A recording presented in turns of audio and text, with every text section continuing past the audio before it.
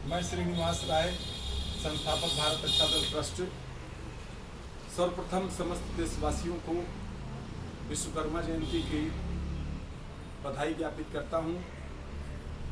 भगवान विश्वकर्मा सृष्टि के शिल्पकार थे। आज उनकी जयंती है।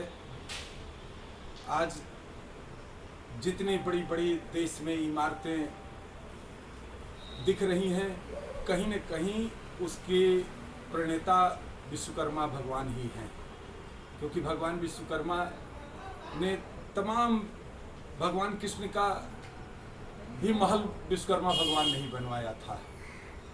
तो सृष्टि के शिल्पकारों में भगवान विश्वकर्मा है, इसलिए उनको विशेष रूप से हम नमन करते हैं। और आज ही के दिन 17 सितंबर 1950 को हमारे देश के वर्तमान प्रधानमंत्री, राष्ट्र के नवनिर्माता, राष्ट्र नायक नरेंद्र मोदी जी का भी जन्म हुआ था। प्रधानमंत्री जी का बाल्यकाल बहुत कठिन संघर्षों से बीता, लेकिन उनके अंदर एक जुनून था, देश के लिए राष्ट्र सेवा का जुनून था कि बहुत ही कठिन संघर्षों से जीवन यापन करने के बावजूद आज वो देश के नहीं विश्व के स्तर के एक बड़े नेताओं के रूप में स्थापित हो चुके हैं।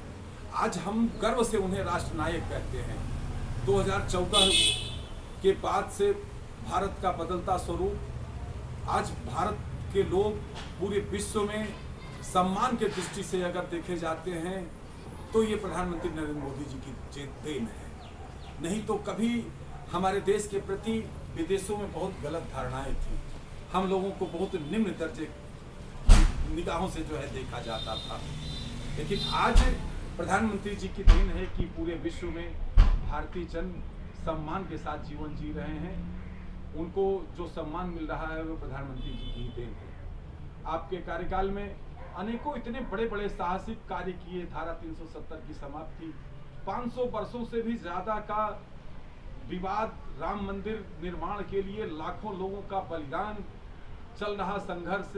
आज अगर भगवान राम का मंदिर बन रहा है तो उसके पीछे भी प्रधानमंत्री नरेंद्र मोदी जी हैं। हमारी मुस्लिम बहनों को 3 तलाक से जो निजात मिली, सोचिए, एक ये वर्ग जिसने कि हमेशा महिलाओं को भोग्या के रूप में माना, कितनी गंदी प्रथा थी कि वो उन महिलाओं को, बेचारियों को, सब्जी में नमक ज्यादा हो गया, कोई और कठिनाई, कोई बात हो गई तो 3 बार आपने तलाक बोला, और फिर गलती का एहसास हुआ तो उसको दूसरा निकाह करना पड़ता था, उसको दूसरे लोगों के साथ हलाला कराना पड़ता था। कितना निंदनीय यह प्रथा थी।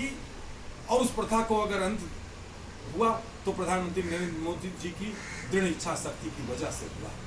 धारा 370 की समाप्ति कांग्रेस के काल में जो ये धारा 35 और 370 आई, जिसने कि कहीं न कहीं अप्रत्यक्ष रूप से दुश्मन राष्ट्र पाकिस्तान के करीब पहुंचाता था। कितना दुर्भाग्य था कि एक ही देश में 2 विधान, 2 झंडे हुआ करते थे। किसी समय डॉक्टर श्यामा प्रसाद मुखर्जी जी ने इसके लिए संघर्ष किया, बलिदान दिया, तो अपने नेता डॉक्टर श्यामा प्रसाद मुखर्जी जी के बलिदान को प्रधानमंत्री जी ने 370 की समाप्ति करके उनको श्रद्धांजलि अर्पित की। आज हम सब पूरे देशवासी अपने प्रधानमंत्री जी को बधाई दे रहे हैं। पूरे देश भर में विभिन्न रूपों में उनके जन्म महोत्सव पर कार्यक्रम हो रहे हैं। मैं उन्हें स्वस्थ और दीर्घायु जीवन की कामना करता हूं उनके लिए, कि वो इसी तरीके से राष्ट्र हित में काम करते रहें। और हम सब की इच्छा है कि वो कम से कम 20 साल इस देश को अपना नेतृत्व प्रदान करें। ईश्वर उन्हें स्वस्थ और दीर्घायु जीवन दे, ताकि वो इस देश को कम से कम 20 साल नेतृत्व प्रदान कर सकें। तभी इस देश का सशक्त राष्ट्र का जो सपना है वह मूर्त रूप लेगा। धन्यवाद। जय मातृभूमि, जय भारत।